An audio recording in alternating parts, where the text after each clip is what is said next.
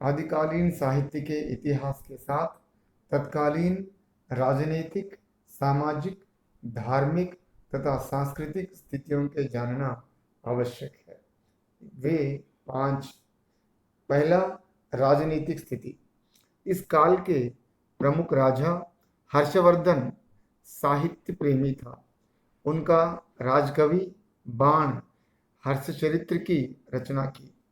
हर्षवर्धन के बाद भारत अनेक लघु राज्यों में विभाजित हुआ। दिल्ली में तोमर, अजमेर में चौहान, कानौज में गहरवार, गुजरात में सोलंकी, मालवा में परमार तथा बुंदेलखंड में चंदेलों ने शासन किया। 10वीं शती में मोहम्मद गोरी ने भारत आक्रमण कर देश को ध्वंस किया। इस पर डॉक्टर रामकुमार वर्मा कहते हैं, देश की शांति रक्तधारा में बही जा रही थी। दूसरा, सामाजिक स्थिति। राजनीतिक स्थिति का देश की सामाजिक परिस्थितियों पर गहरा प्रभाव पड़ा।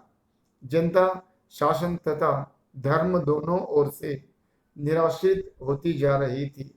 सामंत सरदारों के राजगृहों में आश्रित चारण कवि उनकी वीरता के गानों से मनोरंजन करते थे। समाज के उच्च तथा निम्न वर्ग 2 वर्गों में बांटी गई थी।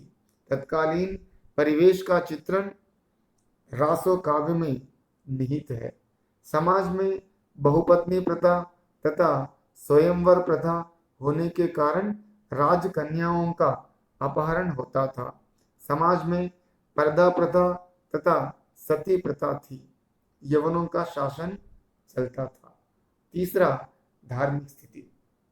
गौतम बुद्ध के निर्वाण से धीरे धीरे बौद्ध धर्म का पतन हुआ।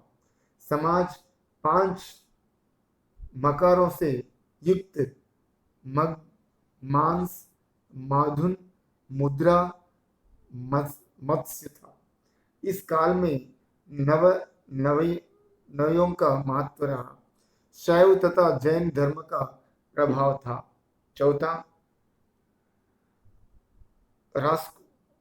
सांस्कृतिक परिस्थितियां। हर्षवर्धन के राज्यकाल में मंदिरों का निर्माण हुआ। आबू जैन मंदिर का निर्माण हुआ। इसके साथ संगीत, चित्रकला, स्थापत्य काल में इस्लाम तथा हिंदू संस्कृति का समन्वय दर्शित होता है। 5वां, साहित्यिक स्थिति। इस काल में रासो काल की रचनाएं हुई। इस काल में वीर, श्रृंगार, भक्ति की रचनाएं आई। इस काल में सिद्ध तथा नाथ साहित्य में दोहा, छंद प्रधान रचनाएं हुई। इस काल की भाषा अपभ्रंश, डिंगल तथा पिंगल रही। आदिकालीन काव्य की विशेषताएं। आश्रयदाता राजाओं की अतिशयोक्ति प्रशंसा इस काल में हुई। डॉक्टर हजारी प्रसाद द्विवेदी के अनुसार चारण तथा भाटों से रचित इस साहित्य के कारण इसे चारण काल भी कहा जाता है। युद्धों के सुंदर एवं सजीव वर्णन।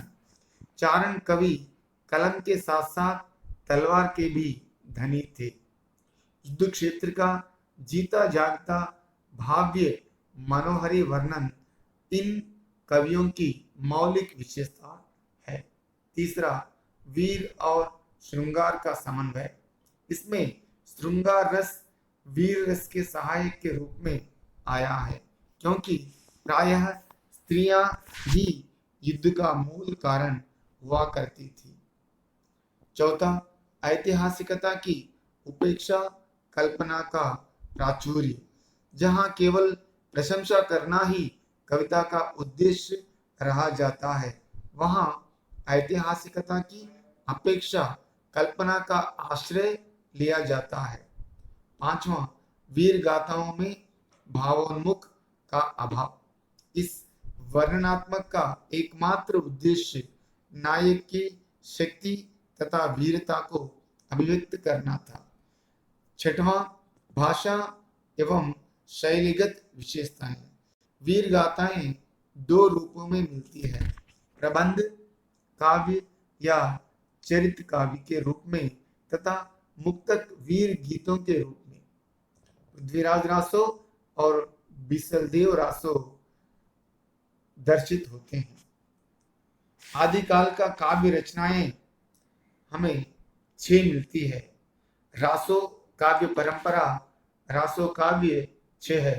पहला, विजयपाल रासो नल सिंह, हम्मीर रासो सारंगधर। तीसरा, खुमान रासो दलपति विजय। चौथा, परमाल रासो जगनिक। बिसलदेव रासो नरपति नलहर। पृथ्वीराज रासो चंद्रबरदाई।